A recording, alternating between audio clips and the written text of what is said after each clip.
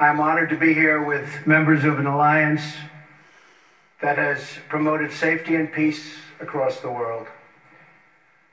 Prime Minister May, all of the nations here today grieve with you and stand with you. I would like to ask that we now observe a moment of silence for the victims and families of the savage attack which took place in Manchester.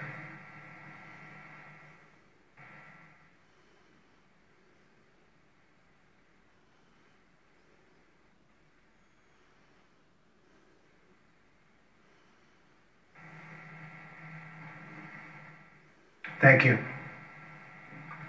Terrible thing. This ceremony is a day for both remembrance and resolve. We remember and mourn those nearly 3,000 innocent people who were brutally murdered by terrorists on September 11th, 2001. Our NATO allies responded swiftly and decisively, invoking for the first time in its history the Article 5 collective defense commitments. The recent attack on Manchester in the United Kingdom demonstrates the depths of the evil we face with terrorism.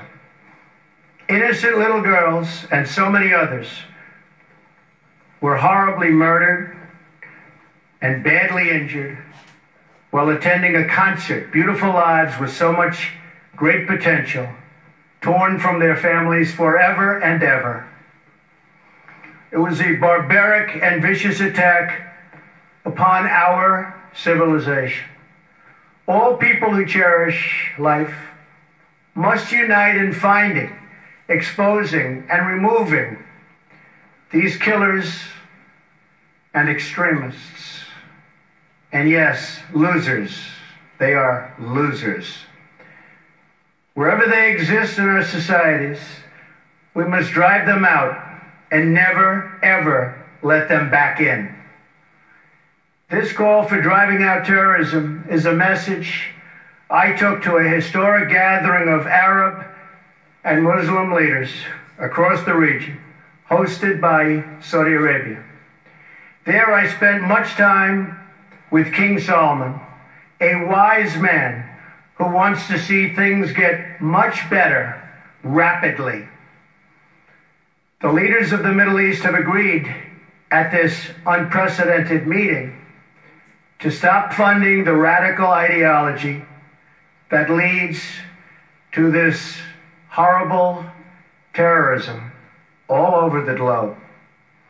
My travels and meetings have given me renewed hope that nations of many faiths can unite to defeat terrorism, a common threat to all of humanity. Terrorism must be stopped in its tracks, or the horror you saw in Manchester and so many other places will continue forever. You have thousands and thousands of people pouring into our various countries and spreading throughout. And in many cases, we have no idea who they are. We must be tough, we must be strong, and we must be vigilant. The NATO of the future must include a great focus on terrorism and immigration, as well as threats from Russia and on NATO's eastern and southern borders. These grave security concerns are the same reason that I have been very, very direct with Secretary Stoltenberg and members of the alliance in saying that NATO members must finally contribute their fair share and meet their financial obligations. But 23 of the 28 member nations are still not paying what they should be paying and what they are supposed to be paying for their defense. This is not fair to the people and taxpayers of the United States. And many of these nations owe massive amounts of money from past years and not paying in those past years. Over the last 8 years, the United States spent more on defense than all other NATO countries combined.